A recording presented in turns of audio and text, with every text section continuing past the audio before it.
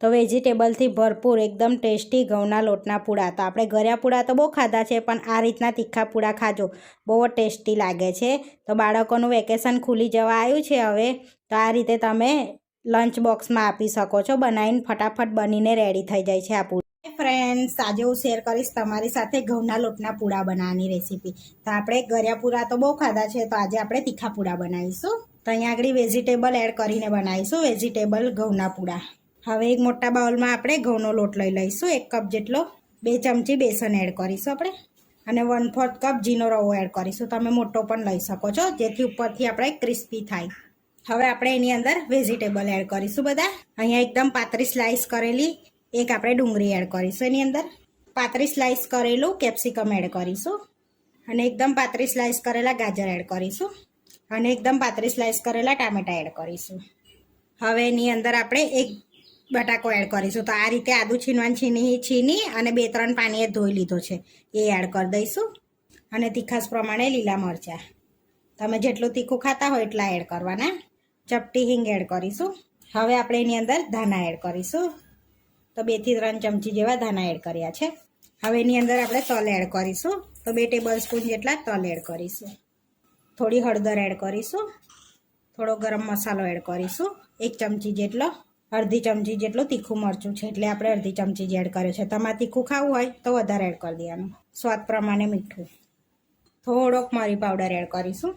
હવે બધું સરસ મિક્સ કરી લઈશું પહેલાં એમને, પછી પાણી એડ કરી અને મિક્સ કરવાનું છે. તો તમે આની અંદર ખાલી ડુંગળી અને ટામેટા એડ કરીને પણ બનાવી શકો છો. હવે એની અંદર આપણે થોડું પાણી એડ કરીને, બહુ ઢીલું બેટર નથી બનાવી દેવાનું, થોડુંક આપણે થીક બેટર રાખવાનું છે ને સરસ એવું.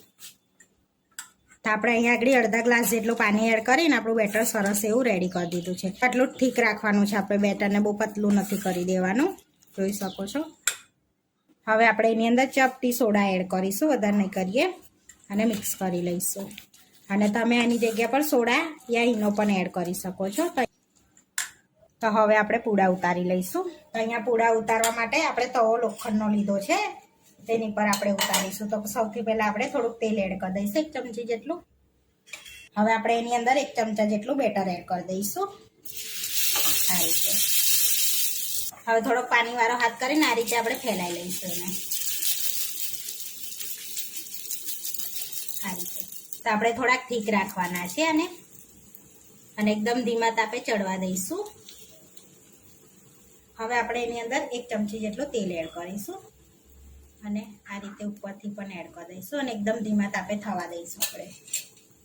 તો તમે લોખંડના તવાની જગ્યા પર નોનસ્ટિકનો તવો પણ યુઝ કરી શકાય છે. તો આપણે પલટાઈ લઈશું, અને બીજી બાજુ પણ થવા દઈશું ધીમા તાપે. તો આપણે 2 બાજુ સરસ શેકાઈ ગયો છે, જોઈ શકો છો. હવે આપણે આ રીતે બીજા પણ શેકી લઈશું. હવે આને આપણે પ્લેટમાં લઈ લઈશું, અને આ રીતે બીજા શેકી લઈશું. આપણા એકદમ ટેસ્ટી વેજીટેબલ પૂડા બનીને રેડી થઈ ગયા છે. તો હવે આપણે સર્વ કરી લઈશું. તો અહીંયા આપણે પૂડા લઈ લઈશું. અહીંયા ટોમેટા કેચઅપ જોડે આપણે સર્વ કરીશું. તો તોડીને બતાવું, એકદમ ટેસ્ટી આપણા વેજીટેબલ પૂડા બનીને રેડી થઈ ગયા છે. આ વિડીયો જોવા માટે મારી ચેનલને સબસ્ક્રાઈબ કરો, લાઇક કરો અને શેર કરો, અને તમે જરૂરથી ટ્રાય કરો. ફરી મળીશું નવા વિડીયોમાં. કોમેન્ટ કરીને જરૂરથી જણાવજો કે તમને આ મારી રેસીપી કેવી લાગી.